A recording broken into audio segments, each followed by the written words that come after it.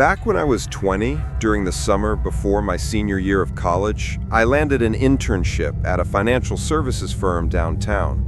It wasn't glamorous. Lots of Excel, database cleanup, mind-numbing compliance stuff, but it paid decently and looked amazing on a resume. There were 7 other interns with me, all crammed into this bullpen of low cubicles that gave you just enough separation to pretend you weren't breathing on each other, but not enough privacy to feel comfortable. Out of the 7, most were exactly what you'd expect. College kids and business casual who cared just enough to not get fired. We joked, complained about the coffee, and bonded over how boring the training modules were. One guy, Eric, treated the whole thing like it was the bar exam. Never talked, typed with both hands like he was punishing the keyboard, and had color-coded spreadsheets for literally everything. But there was one intern who didn't fit with anybody, a guy named Dylan. At first, Dylan just seemed awkward. He was a little older than the rest of us, maybe 24 or 25, tall and lanky, with a buzz cut that was already growing out patchy, and a suit coat that looked one size too big. He didn't look like someone who belonged in finance. He had this habit of staring past you when you talked to him, like he was watching something going on behind you that you couldn't see. The first couple of weeks, he mostly kept to himself, but he sat diagonally across from me, just close enough that if I leaned back in my chair, I could see him out of the corner of my eye. He'd work with his headphones in, but I never heard any music leaking from them. Sometimes, when he thought nobody was looking, he would fill entire pages of his notebook with these strange little blocky symbols instead of notes. It didn't really become a problem until he decided, for whatever reason, that I was going to be his person in the office. It started small. One afternoon, I went to the break room to fill up my water bottle, and when I came back, Dylan was standing at my cubicle, bent over my desk. He jumped when I walked up. "Oh, hey," he said quickly, stepping back. "Just checking out your keyboard. I think I have the same one at home." Nobody in that building brought their own keyboard. They were all the standard issue Black Dells. I laughed awkwardly and sat down. He didn't move. He stood in the entrance of my cubicle, watching me wake my computer up, eyes flicking over my screen. "You're Ronnie, right? Ronald?" "Yeah, just Ronnie's fine." He smiled a little too long. "Cool. You type fast." "Thanks," I said, turning my body away from him, hoping he'd take the hint. He didn't. He came back the next day, and the day after that. Pretty soon, at least once a day, I'd look up and see him standing just inside the cube opening, not saying anything at first. He'd hover there until I acknowledged him. Then he'd start these weirdly intense conversations that didn't fit the situation at all. One time, at 10 in the morning on a Tuesday, when everyone around us was quietly working on data quality reports, he said, "Have you ever thought about how easy it would be to just disappear in this city?" I stared at him, like, "Move away?" He shook his head slowly, still watching me. "No, just vanish. Leave your badge on your desk. Walk out at lunch and never come back. People would talk about you for a week and then forget." I forced a laugh. "Wow, that's, bleak, man." He didn't laugh. He just smiled, like he was pleased I'd reacted. The other interns noticed he was always at my desk, but they treated it like we'd somehow become friends. A couple of them joked that I'd made the quiet one open up. They didn't hear the actual tone of what he said. They weren't the one he kept standing over.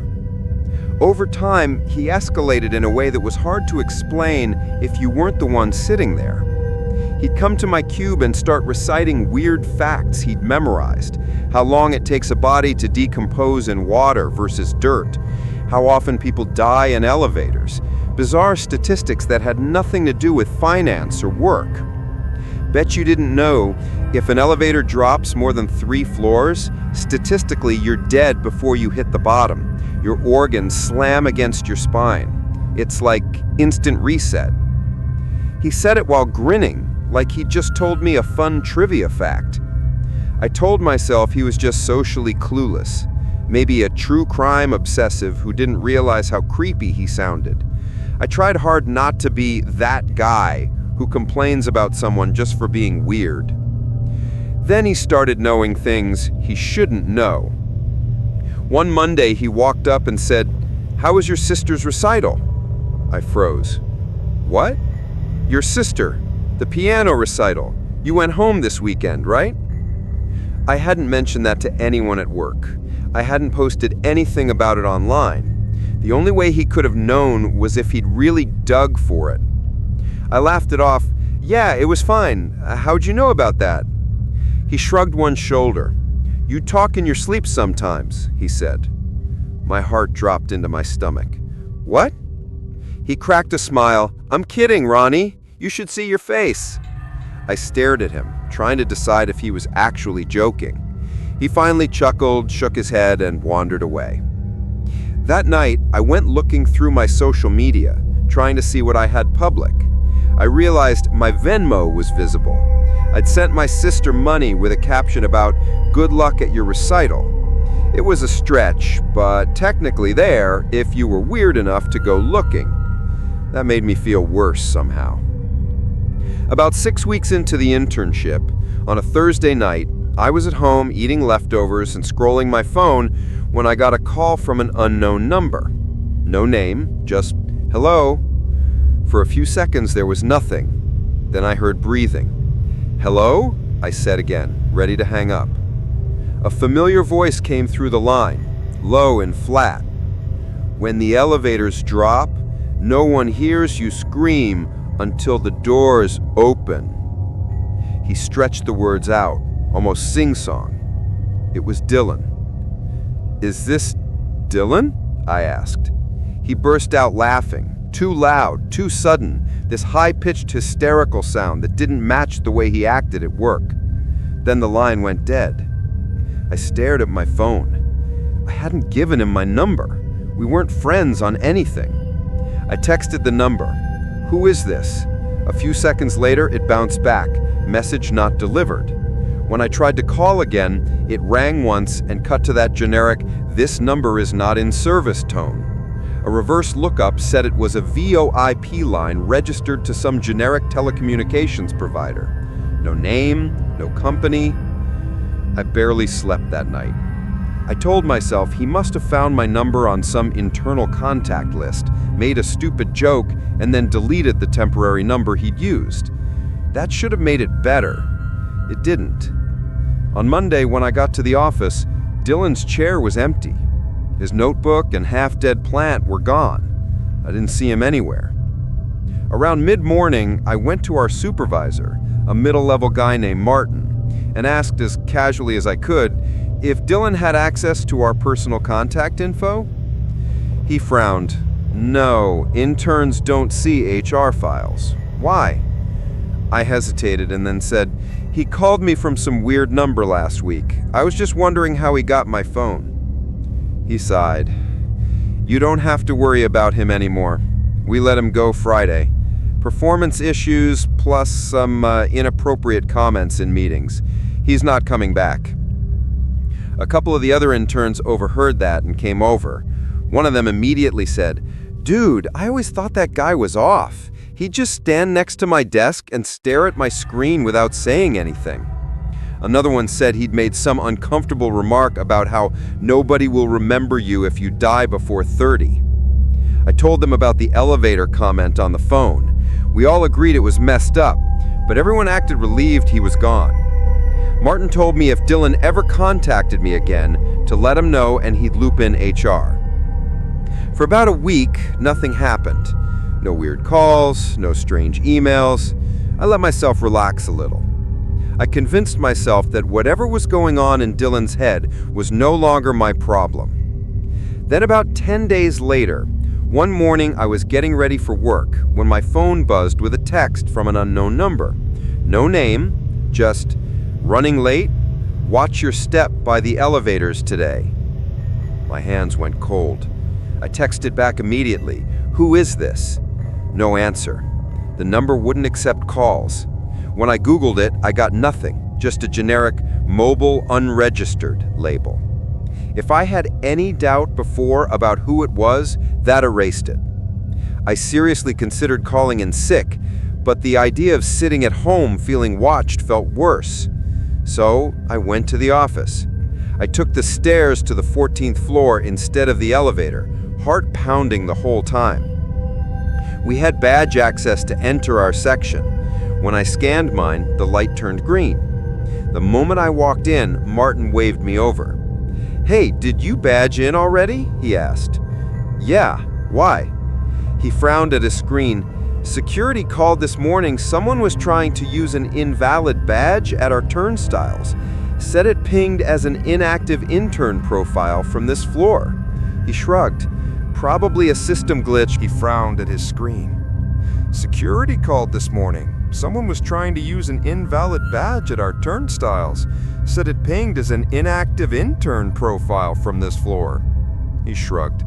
"Probably a system glitch from letting people go." My throat felt dry. "What time?"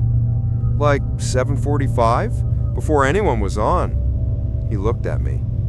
"You're okay? You look pale." I told him about the text. He stopped smiling. "You should talk to HR," he said. "Today." I did.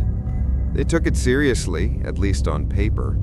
They said they'd notify building security, and if a former intern showed up, he'd be escorted out.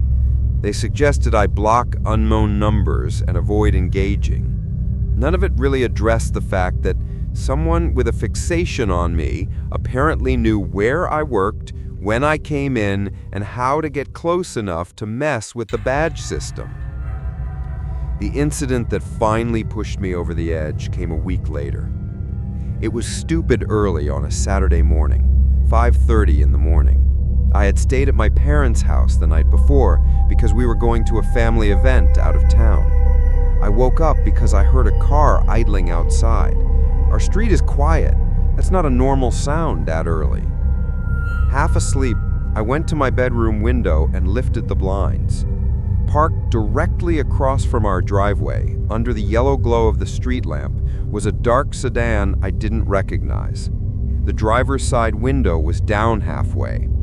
A man was sitting there, one hand on the wheel, looking straight up at my window. I knew immediately it was him. Even from that distance, I recognized the shape of his face, the way his shoulders sat too high, bunched up around his neck. He was smiling. Slowly, deliberately, he lifted his other hand and gave this tiny wave. We locked eyes for what felt like a full minute. Then he put two fingers to his temple in a mock salute, like he was clocking out of a shift, and mouthed something. I couldn't hear it, but I'm pretty sure it was, "Watch your step." I yanked the blinds down and stumbled back, my heart racing so hard I felt sick. My first instinct was to wake my dad and call 911. By the time my dad opened the front door and stepped out onto the porch, the car was already gone, just wet tire tracks on the asphalt. We filed a police report. I showed them the texts, explained the situation with the internship. The officer I spoke with was sympathetic, but basically said unless he physically tried to break in or made direct threats, there wasn't much they could do beyond documenting it. They told me to call immediately if he showed up again. He never did.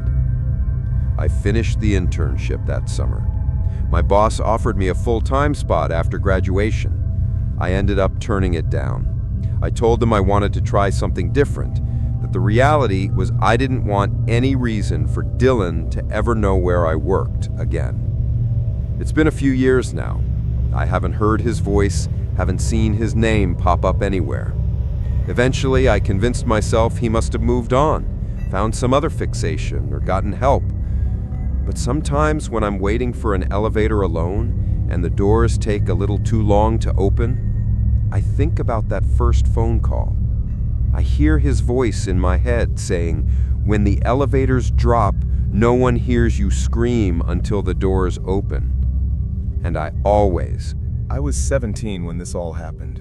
It was my first real job, working at a local discount clothing store in our quiet Vermont town. The kind of place where moms shopped for back-to-school jeans and old ladies hunted for coupons like it was a sport.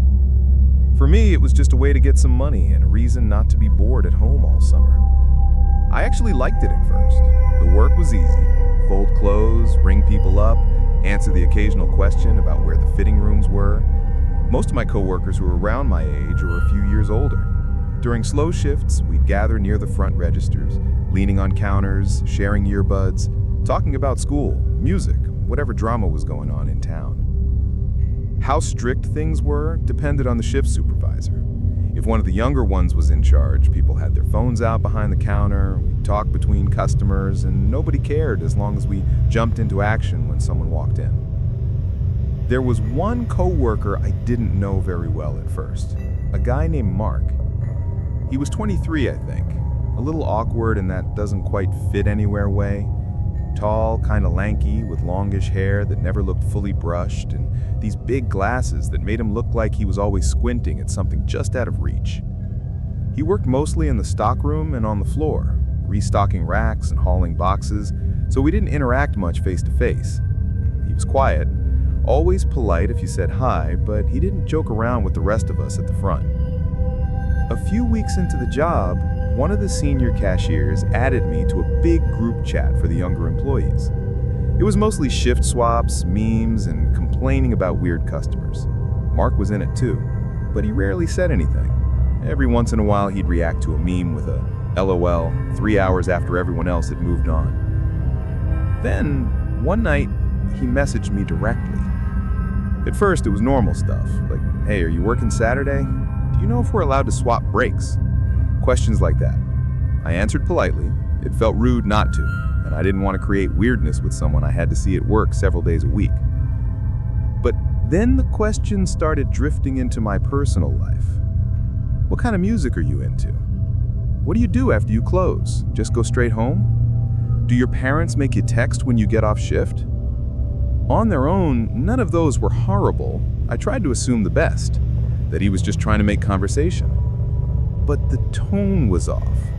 There was a weird intensity behind it, like he wanted to document every detail, not just chat. He started reacting to my Instagram stories almost immediately after I posted them. If I shared a picture of coffee with a friend, he'd DM, "Looks good," or "You're cute." If I posted a selfie with a song in the background, he'd comment about my eyes. I was 17. He was 23. Even without the age gap, it felt wrong. I tried the polite distancing approach. Short answers, not asking him anything back, taking longer to respond.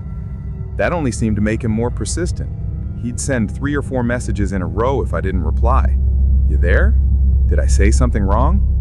Sorry if I'm annoying, lol. It went on like that for a couple of weeks. Not quite bad enough to report, but unsettling enough that I thought about it a lot more than I wanted to. The first time I really felt sick about it was a random Tuesday afternoon at work. The store was dead, and a few of us were clustered near the registers talking about movies and shows. I mentioned I hadn't started any new series since finishing a rewatch of The Office. Just small talk. Later that night, I was at home in my room watching a completely different show, You. I hadn't told anyone at work about it. I hadn't posted about it. I was lying on my bed, lights off, except for my laptop screen, headphones in. My phone buzzed. It was a message from Mark. "Binging again?" he wrote. "Bet you're in your room with the lights off, watching something creepy." I stared at the message. It was generic enough that it might have been a guess. I didn't respond. A minute later, another message. I can almost picture it. Curtains half open, string lights on the wall. Same sweatshirt you always wear. You like being cozy, huh? I felt a chill go through me. He was right about the string lights. He was right about the sweatshirt. I had never posted a photo of my room, and I knew for a fact I didn't wear that sweatshirt often to work. It was an old one from a school band trip, not exactly stylish. I didn't respond. I blocked him on Instagram and muted his number on my phone. I told myself it was just a creepy coincidence, but deep down, I knew that was probably a lie. 2 days later, something happened that ripped away any illusion that I was overreacting. I was closing that night. My mom picked me up around 10:15 p.m. It was dark, the parking lot mostly empty, except for employees' cars. As we were backing out, I saw Mark standing by the side entrance near the dumpsters. He wasn't scheduled that day. He wasn't wearing his uniform. He just stood there, watching our car leave. The next morning, I woke up to a text from an unknown number. It said, "Blocking me doesn't change your address." No hey, no name, just that. My heart dropped into my stomach. I replied, "Who is this?" even though I already knew. No response. I took screenshots of everything. His old messages, the Instagram DMs, the new text, and showed them to my manager that afternoon. She was in her late 30s, tough but fair, and I trusted her. Her face went from confused to angry as she scrolled through. "This is not okay," she said. "You did the right thing telling me." She told me to go to the back office and wait. I sat there, hands shaking, while she called the district manager. Within an hour, Mark was called in. I didn't see the conversation, but I saw him walk out of the office afterward, red-faced, not looking at anyone. He left his name tag and locker key on the counter and walked straight out without clocking out. My manager came back and told me he'd been terminated. She said the company had a strict policy on harassment and that she believed me. She urged me to go with my parents to the police if I felt unsafe. I did. That evening, my dad and I went down to the local police station with a folder of printed screenshots. The officer on duty listened, took notes, and said they would file a report. He explained that what Mark had done definitely crossed the line, but until he made a direct threat or showed up at my house, it would probably amount to a harassment warning. He gave us information on how to apply for a restraining order if things escalated. For a few days, I was on high alert. I checked the locks twice before bed. I peeked through the blinds whenever I heard a car outside at night. I kept my phone with me at all times. Then one night, around 1 a.m., I was half asleep when I heard a car engine idling outside my window. I froze. Our house is at the end of a quiet cul-de-sac. No one just sits in their car out front in the middle of the night. I got out of bed as quietly as I could and went to the window. The blinds were tilted just enough for me to see through the slats. There was a car I didn't recognize parked across the street. The driver's side window was partially down. I couldn't see the person clearly, but I could make out the pale oval of a face turned towards our house. I watched for what felt like forever. Finally, I saw the glow of a phone screen illuminate the inside of the car. The person held it up. I couldn't see the screen, but I could tell they were aiming it towards our house. I grabbed my own phone and snapped a photo through the blinds. Then I woke my dad. By the time he got to the window with me, the car was pulling away, taillights disappearing down the street. The next morning, I filed for a restraining order with my parents' help. We gave the judge the screenshots, the new photo of the car outside our house. The order was granted. Mark was legally barred from coming near me, my school, or my work. He never contacted me again after that. No more late-night texts, no more weird DMs from burner accounts, nothing. My manager made sure our schedules were watched for any sign of him trying to slip back in. He never did. Life slowly went back to normal. I finished out that job, graduated high school, moved away for college. The restraining order eventually expired. I never asked to renew it because I'd had zero contact. But the damage was done, in a quieter way. Even now, years later, I'm hyper aware of who knows my schedule. I'm careful about what I post, who can see it, how much of my room or house is visible in the background. If a coworker starts asking too many personal questions too quickly, I shut it down. You don't owe anyone your time or attention just because you work the same shifts. I moved on. I live in a different town now, work in a different field, barely remember the layout of that store. But sometimes, late at night, when I hear a car slow down outside my building, I still get up to look, just to be sure. When I was 26, I started working at a small insurance office in a quiet part of Pennsylvania, the kind of place you'd miss if you weren't looking for it. Tucked behind a strip mall, one glass door, a narrow hallway that opened onto a single big room with desks lined up in rows. The decor was beige and fluorescent. The smell was always a mix of burnt coffee and printer toner. It wasn't exciting, but it paid the bills, and most days were low stress. Answer calls, process claims, shuffle paper. The highlight of the day was usually someone bringing in donuts. I usually worked the day shift, 9 to 5:30. But on one particular Friday, we were behind on a batch of client files that had to be entered before the end of the week. My manager asked for volunteers to stay late and help close out. I said yes, figuring a few extra hours of overtime wouldn't hurt. That same morning, the local news was going crazy about a storm front moving in.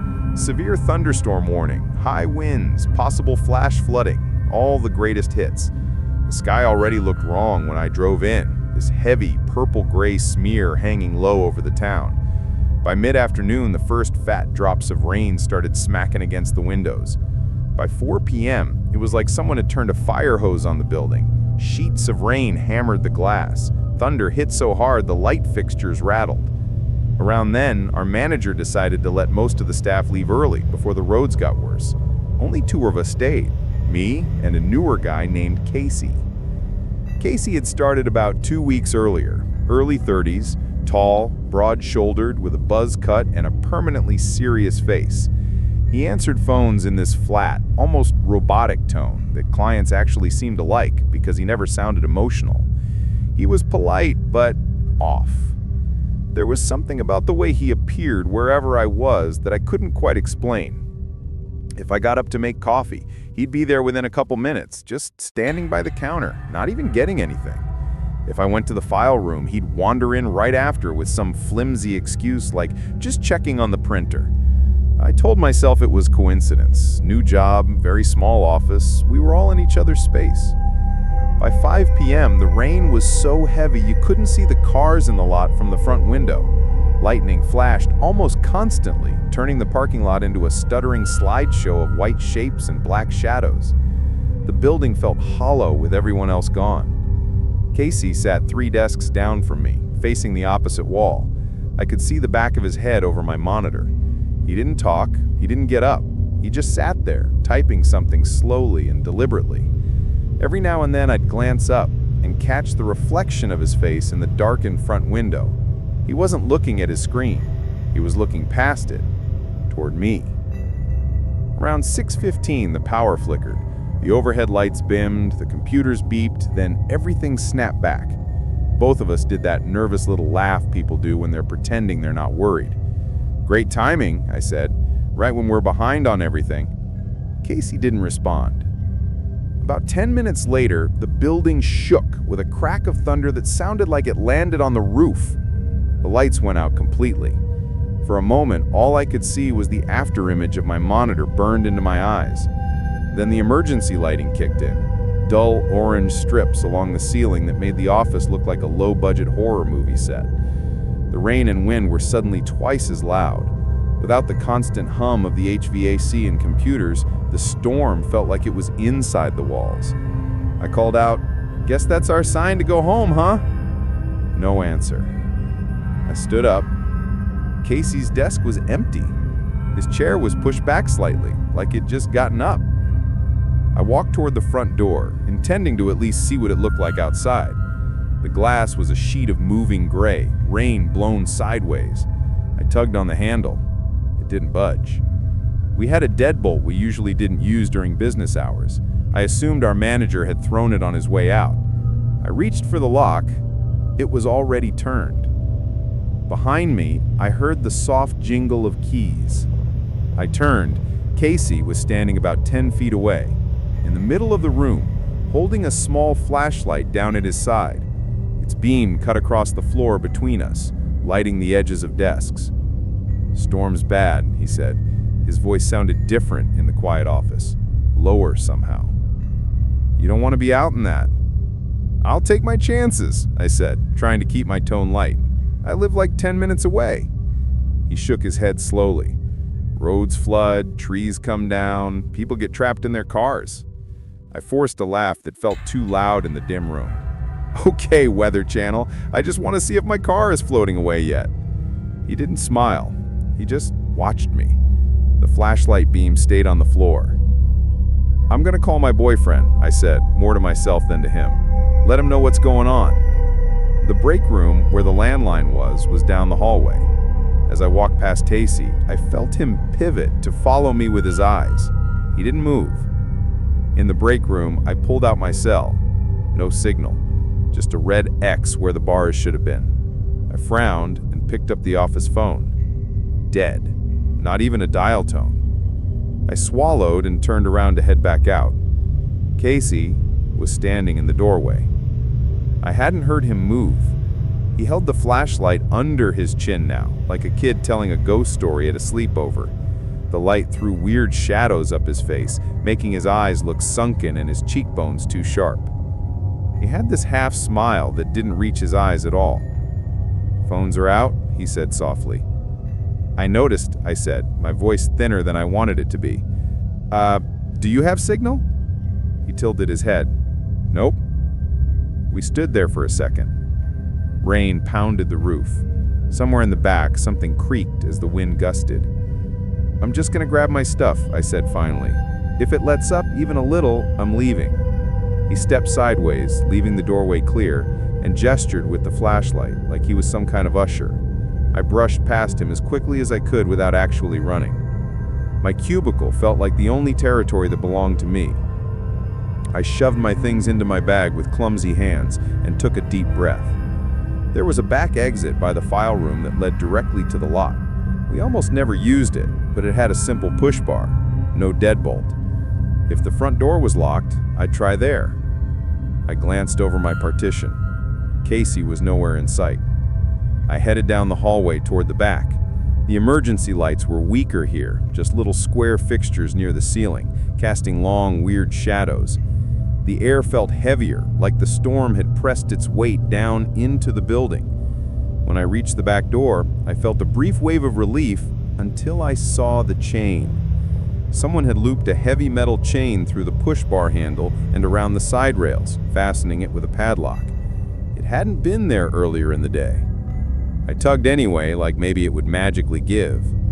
It didn't. The metal rattled loudly, echoing down the hall. Behind me, in the dim light, I heard footsteps. Slow, steady. I turned. Casey was standing at the end of the hall, just a silhouette against the orange glow, flashlight pointing down toward his own feet. "Back door sticks in storms," he said. "Boss likes to keep it secure." My skin broke out in goosebumps. None of us had ever seen a chain on that door before, not during drills, not during inspections. "When did he put that on?" I asked. "Earlier. You were at lunch." That was a lie. I hadn't left the office that afternoon. I forced myself to keep my voice calm. "Look, I appreciate the safety talk, but I really need to get home. I'll risk the rain. Just unlock one of the doors." He tilted his head again, like he was hearing something I couldn't. Somewhere above us, thunder rolled. "It's safer if we stay," he said. "Concrete building, no trees to fall on it." I took a step back toward the file room door, away from the exit and away from him. "I don't want to stay," I said. "Unlock the door, Casey." The hallway suddenly felt about a foot narrower. He stepped forward. The flashlight beam shook slightly, like his hand had started to tremble. "You're afraid, huh?" "Why are you afraid?" he asked, almost curious. "Nothing has happened." I didn't have a good answer he'd understand. My heart was pounding so hard I could hear it in my ears. I made a decision then that probably looked ridiculous from the outside, but felt right in the moment. I ducked into the file room and slammed the door. There was no lock on the knob, but there was a heavy metal cabinet next to it. I grabbed the handle and yanked with everything I had, scraping the cabinet across the floor until it thud up against the door. Almost immediately, I heard the knob rattle. Then Casey's voice muffled through the wood. "What are you doing?" he asked. My breath came in short, shaky bursts. I didn't answer. "Hey, I was just kidding. I'm not gonna hurt you. I just don't think we should go outside right now." The knob rattled again, harder this time. The file room walls felt even closer than the hallway. I moved deeper into the room, crouching behind a low shelf. My only light was that sickly orange glow from the hall leaking in through the half-inch gap at the bottom of the door. Minutes passed. The handle stopped moving. The storm roared on. I sat there counting under my breath to try to measure time. When I got to what I thought was about 15 minutes with no sound from the hallway, I finally let myself move. I edged back to the door, pressed my ear against it. Nothing. No footsteps, no breathing. The cabinet was heavy, but adrenaline helped. I slid it just far enough to crack the door a couple of inches.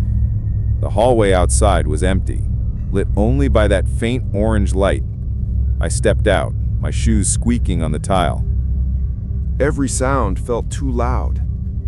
"Casey?" I called, hating how my voice shook. No answer. I made my way toward the front of the office again, every nerve on edge. When I turned the corner into the main room, I froze.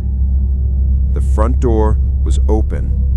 Not just unlocked, standing open, letting in sheets of wind-driven rain. Shards of glass glittered on the carpet near the entrance, and one of the thin metal frames from the outer pane was bent inward. It looked like the door had been pushed or kicked hard enough during a gust that the latch snapped and the glass spiderwebbed before giving way. The parking lot beyond was a chaos of water and flashing light. The rain was still pounding down, but not quite as violently as before. I could make out my car sitting where I'd left it. There was no sign of Casey. His desk was the same as he'd left it, computer off, a coffee mug half full, a legal pad with sloppy notes on it. His jacket, which had been draped over his chair earlier, was gone. For a few seconds, I just stood there, trying to decide if this meant the danger had passed or if this was some kind of trap. Finally, survival instinct won over overthinking. I stepped carefully around the broken glass, hunched my shoulders against the rain, and sprinted for my car. By the time I fumbled the keys into the ignition, I was soaked through, shaking so hard I could barely turn them. I didn't look back at the office as I pulled out of the lot. The next morning, after I'd barely slept, my manager called me. His voice was tight. "What the hell happened last night?" he asked. "The front door is destroyed, there's glass everywhere." I went in a few hours later to give my statement to him and eventually to a pair of bored-looking cops. I told them exactly what had happened: the storm, the power going out, the locked doors, the chained back exit, Casey's behavior. Their expressions only really changed when I mentioned the chain. "We don't chain that door," my manager said bluntly. "Ever. Fire code." The police checked the security system. Every camera feed had cut out about 20 minutes before the power outage, manually disabled from the back panel. The tech who came to look at it said someone had to know exactly what they were doing to do that without triggering the alarm. Casey never came back. His car was gone from the lot when my manager arrived that morning. HR tried calling his cell, it went straight to voicemail. The emergency contact number he'd listed on his hiring paperwork was a disconnected landline. When the office finally got a copy of his background check, which for whatever reason had been delayed, they found out he'd lied about some things. The name he gave us was his, but he'd left off a prior job at a different insurance company in another state. That company had separated employment after what their HR department vaguely referred to in our call as inappropriate behavior toward a coworker during off hours. It's been years since that night. I quit that job about a month later. Even when the door was repaired and the cameras were back on, I couldn't shake the feeling of being trapped in that office in the dark with him, cut off from the outside world. Sometimes now, when storms roll in and the lights flicker at whatever office I happen to be working in, I feel my chest tighten a little. I check the exits. I make sure my phone has signal. I pay attention to the quiet, serious ones who always seem to be standing where I am. Most of the time, in most jobs, people are just people. Annoying, quirky, boring. But that night taught me that only takes one person in the wrong circumstances to turn a safe, boring place into somewhere you suddenly can't wait to escape.